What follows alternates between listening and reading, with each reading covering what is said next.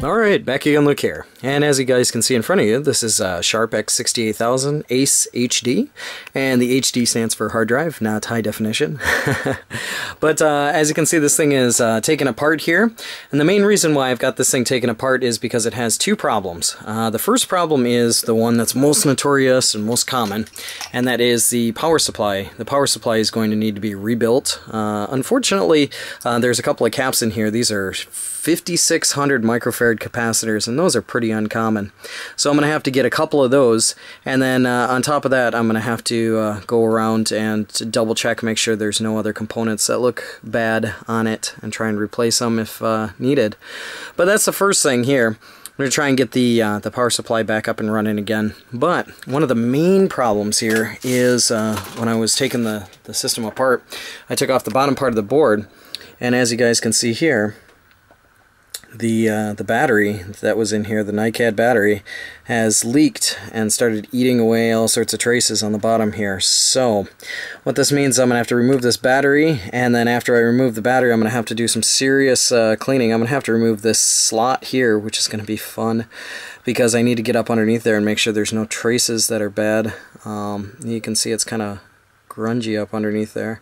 I might be able to get away with not doing it, but I'm guessing I'm probably going to have to remove it nonetheless. But definitely going to have to take away this battery, clean up around this area, and patch some traces because there are some eaten away ones down there, as you guys can see. That's going to be a little bit of work, but shouldn't be anything too bad. Probably might have to wind up jumping about, I don't know, 10 wires or so, but we'll give it a shot nonetheless. Here is the first stage in the repair process of this one, and I guess we'll jump on this and see what we can do. So we'll be back in a little bit.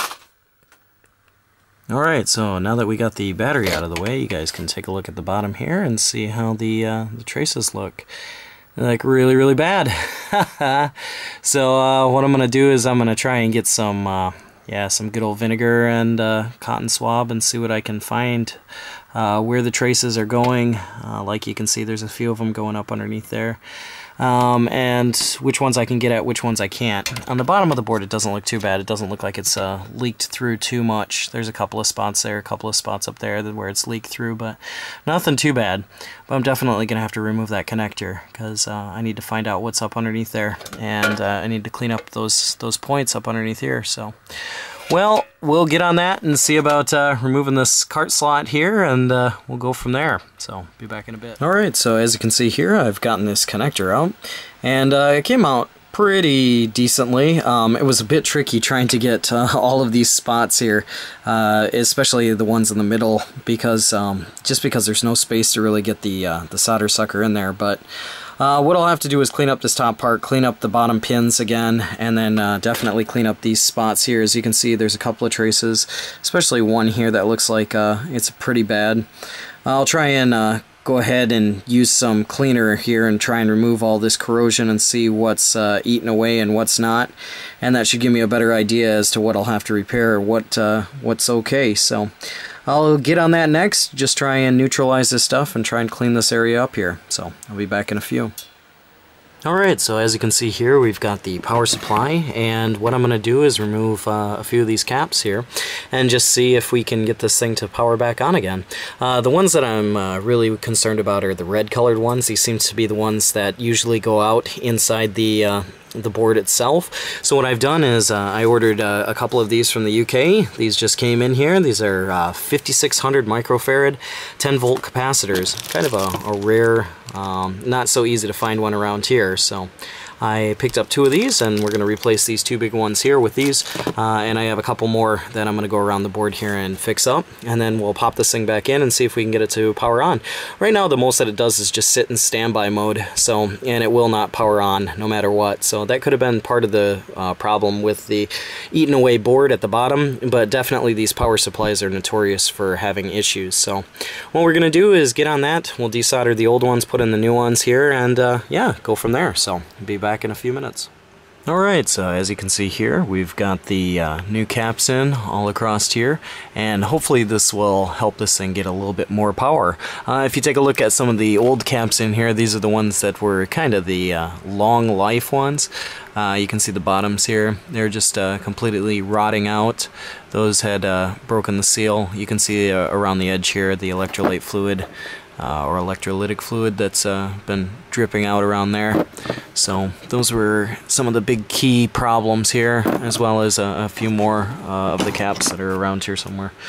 Those ones were also leaking. So we got this back together. What we're going to have to do is put it back in the casing, get this casing all put back together, go ahead and take a look at the drives themselves, clean the drives up, and hope this power supply will have some power to it now and be able to provide it to the rest of the machine. So what we'll do is get on putting this back together next, and then we'll work on the drives. So I'll be back in a little bit. Okay, so as you can see here, I've got the drive apart, and I'm just taking a look over the drive here. You'll notice that every once in a while these drives will wind up drying out here around this bushing, and this will actually cause the top part of the disc not to spin.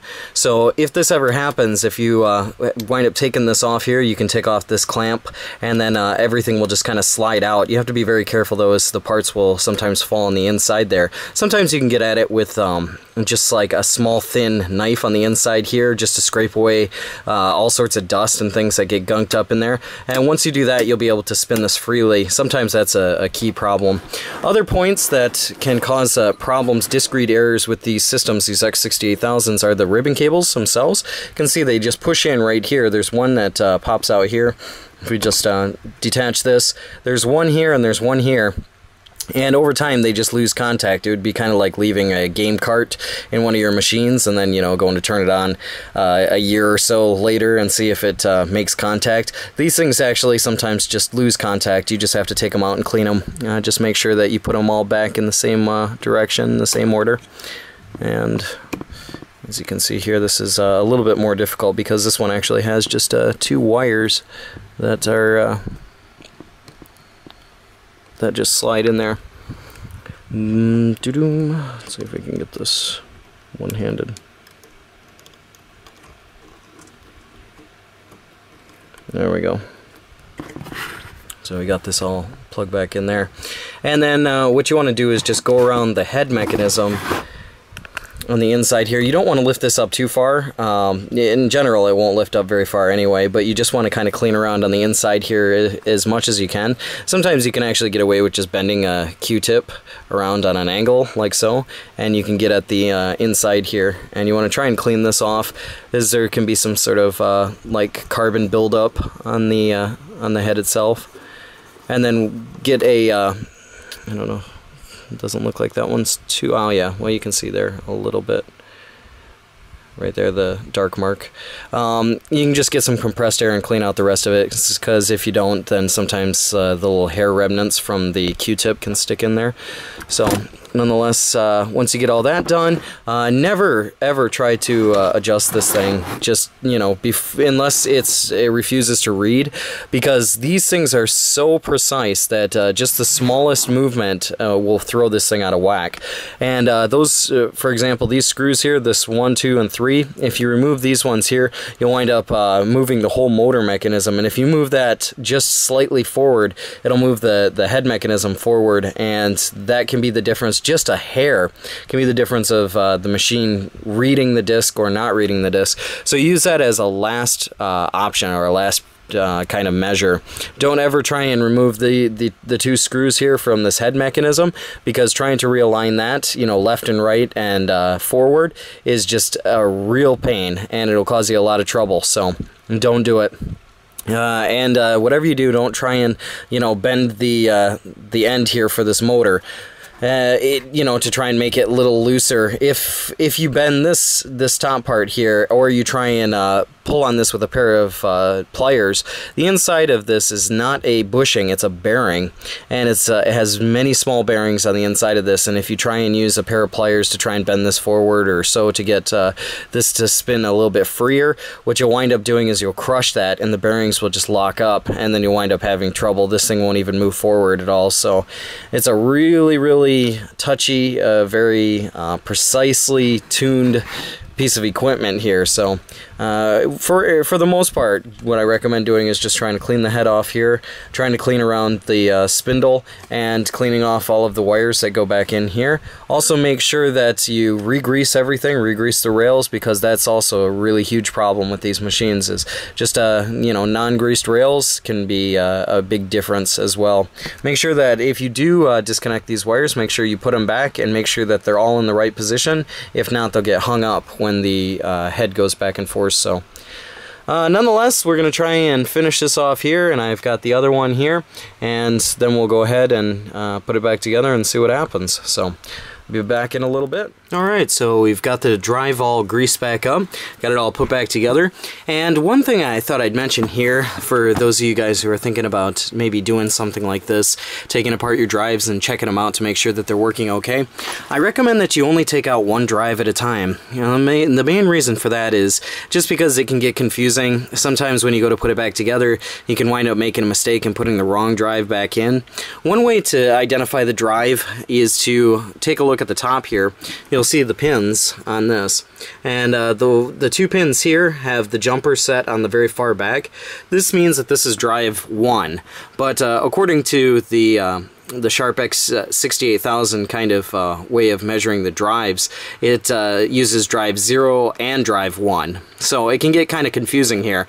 Although this is drive 1, you know, by X68000 standards, this is actually drive 0. So, and then if we take a look at this drive here, you'll notice that the jumper settings are set both to number 2, so that's drive 1 or drive 2, you know, depending on how you look at it. Some other things that you want to do is try and clean up these contact points. As you can see here, these are pretty corroded. This is not going to give you a very good contact, and that can also be part of the problem. So what we're going to do is also clean those up before we go and put this thing back together, because we want this thing to make as good of contact as it can.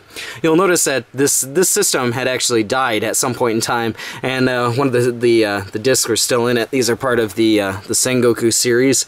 Pretty much, I think, the Koei kind of strategy games, but these are the ones that were locked up inside the system. So I have to pull this one out here again manually, and then go ahead and clean that up. So that's what I'm going to get on right now. We'll get this one back in, and then we'll take the other drive out and do the exact same thing. So be back in a sec. And for those of you who are wondering how to get these discs out of the drives that have been locked in, easiest way to do this is just to spin this here. It may take a few turns. You'll notice that the gears slowly will turn here.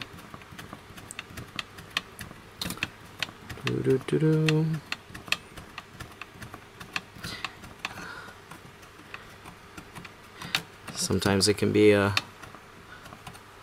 bit long. Here.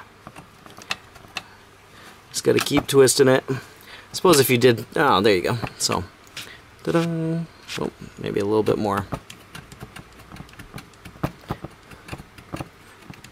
If you had a battery, you could do this as well. Just kind of hook it up to the end here and of the motor, and then just reverse the polarity. But there we go. There's the old disc that was in there. You can see it's been in there for quite some time now.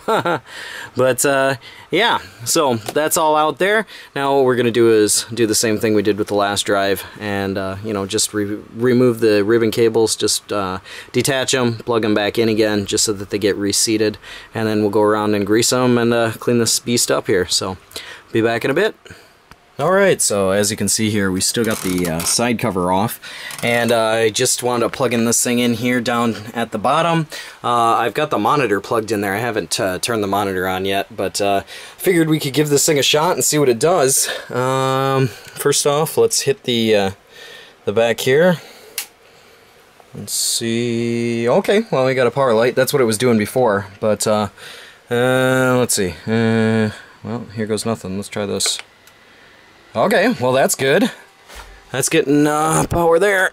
Let's see if it gets anything on the monitor, though.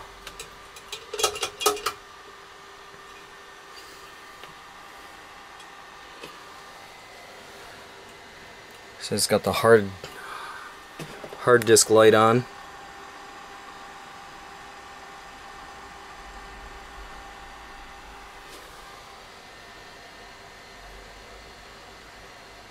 It's still just kind of sitting there right now. Looks like the hard disk. Oh, there we go. All right. Awesome. Well, at least it says that the disk is ready. That's cool. So let's try out a disk here. I got something already kind of out in hopes that it was just gonna kind of turn on. This is cool. Yeah. Well, at least it's firing on here. I got out some E's, and yeah. You can see there's a piece of hair in there. Alright, let's see. This is disk A and disk B. Let's try and set both of these. Oh, okay. Let's try this one more time. Huh. That doesn't seem to want to engage it. That's interesting. Weird. What does this thing say? Disk A. What's the disk A? Let's say disk kara bukimashita. Tadashi diskをset. Huh. It says that the disk, it won't read from the disk. Interesting. Okay. Well, let's see. Maybe I have to do something else. Maybe this thing doesn't have enough memory in it because the battery isn't hooked up. I'm gonna grab another game and we'll see if we can do that and see if it works with that. So I'll be back in a few seconds. Alright, so with that battery that I removed there, I forgot that this system actually really does need that battery in order to work. As you can see right now, I put in the human system file disk, and it just says that there's not enough memory inside it. So that's due to the bad battery, or the dead battery, or the missing battery in this case. So what I'm going to have to do is wire up a battery and a battery holder there, and put that back together so this thing actually can keep the memory stored. So I'm going to try and go ahead and see if I can find a battery tray for this, and then get on that and give it a shot. So I'll be back in a bit. Alright, so as you can see here, I have one of the drives taken out, and this is drive 0. I've already confirmed that drive 2 is working, and the way that I've done that is normally I'll just get a one disc game, something for example like Dragon Buster, and if you put it in disk slot 1 or disk slot 0, it doesn't matter, it'll still play as long as the drive is good. And that's how I usually test the drives to make sure they're working okay. A lot of the 2-disc games, they need the first slot in order to start up. So if you put in the games backwards, they usually load onto the hard drive themselves. So what I've done is I've taken out the drive, and the drive itself seems to be a little bit sticky, especially around here. So what I've done is I've removed the pole here, and just sliding it back and forth like this to try and loosen everything up, because over time this thing just sitting with any kind of lubrication, it just dried up. So I moved that around there, and what I'm going to do is try and put this thing back together and see if we can get this thing to work. If not, it might be a case of the capacitors too as well. Those things do tend to dry up over time, but this thing was sticking quite a bit, so we're going to try that and see if we can get this thing to work. Also, what I'm going to do is adjust the motor here. As I had mentioned before, this is something like a last resort, because once you start adjusting this motor here, it just it throws everything out of whack. It'll throw the head unit out of its correct positioning, and if you can't put it back, then you'll be in some deep trouble. So yeah, I'm gonna try and get on this and see what we can do about getting a game to play on this drive. If I can at least get one game to play, that'll show a good sign, but if not, I'm gonna have to mess around with some caps or something. So we'll get on that, and I'll be back in a bit. Alright, so as you can see here, I've got the machine all opened up. You can hear the hard drive moving there, and it's loading human. Actually, this is kind of this is the older version. This is 1.01, but it's bringing it into the workbench right now, and I don't know if I showed this in the last video or not, but there was a little warning error that came up, and it has like a little car on fire, and it says that the SRAM is not working. So I did replace the battery. I put a new coin cell battery on the side there, and normally the original battery that was in here was 3.6 volts. The coin battery that I put in was 3 volts, but obviously the battery that was in there was completely dead, so it wasn't putting out any voltage. It was just leaking everywhere. But nonetheless, yeah, I came to the some interesting findings here. I was able to find out a little bit more about this one in particular. Normally the experts themselves, the X68000 experts, are okay. They're not too difficult to work on, but this Ace HD here, a little bit more tricky. Normally, like I had mentioned before, when it comes down to these hard drive, or not the hard drive itself, but the disk drive, you can adjust the disk drive here, and by adjusting the disk drive, you can normally get the old experts to work. But with this one here, I tried adjusting that, and it just wasn't doing anything. And I thought, well, that's pretty odd, because normally it works really good. And lo and behold, a few times of starting up with the old hard drive, the hard drive kind of had a bit of kind of hit and miss startup. So sometimes it'll start up and play really well, and sometimes it takes a little bit of time to start the system up, and sometimes it'll just spit the disk out. Now for the last few times it's been pretty consistent, it's been working pretty well, but yeah, it's got a few issues to it. So I mean, judging by the age of the machine, it's not too far-fetched, but if you do unplug the hard drive itself, you won't get the machine to boot. It won't boot any of the games. So yeah, it's got to have that thing hooked up, and it's got to be in a somewhat working condition in order for these games to boot. To give you an idea here, I've got good old Dragon Buster. This is drive 1. I've got drive 2 still up over there, and this thing's all kind of sitting in here. But what I'm going to do is I'm going to pop this in here, and you can see it's spinning right now, but the head's not moving at all. You can see the file comes up, and then what we're going to do is hit the reset button, and you should be able to hear the hard drive and the disk drive.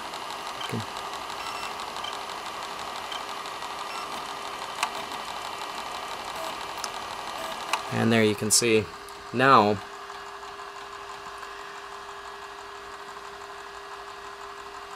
it's starting to load up. So you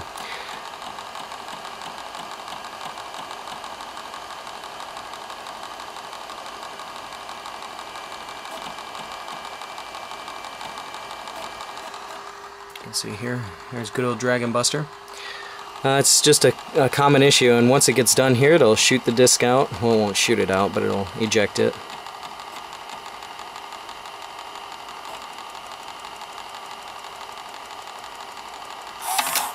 And there it is.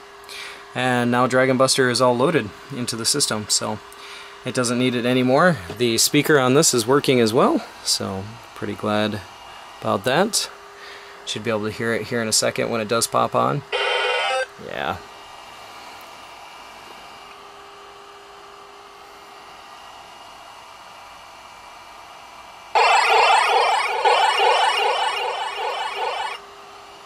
But yeah, another Sharp X68000 here, saved from the grave. This one's pretty cool. I really like this one here because it's another HD version, and like I had mentioned maybe in my video before, with my Expert HD over here. Turn this down a little bit. You can load the disk onto the hard drive and stuff, and I know there are some people out there who just run the systems themselves off of compact flash. For myself, I really enjoy using the original discs and stuff. I know they're probably not going to last forever, and there will be a time when I'll have to use the original or compact flash, you know, but yeah, it's coming together, and I'll try and slap the disk drive back together and see if it remains consistent here. Maybe try a 2-disc game and see how that goes, but just figured I'd share this with you guys here and show you that we got another X68000 up and running. Unfortunately, I've sold a lot of my X68000s, the ones that I had before, so I'm just down to the ones over here, and these two are going to be my main monsters. But yeah, that's enough rambling for me, and hopefully you guys enjoyed the process of getting this thing back up and running. But that's about all for me for right now. Like always, I'll put up another video here soon, so thanks for watching.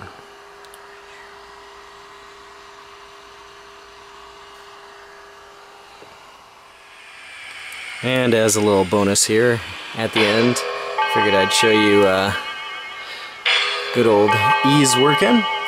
And this is a 2-disc set. You can see both the lights are lit up, and we've got both the disc in there, so the system is fully functional.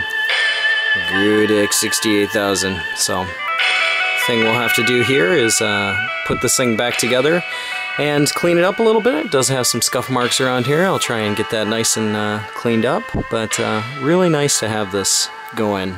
So very, very pleased about how this thing turned out, and especially from the rusted bit over there. This here is just temporary. I'll go back over this. This is just the battery tray. I want to keep that out of the way. The battery is inside here. It's inside a coin holder. But yeah, it's alive, as you can see.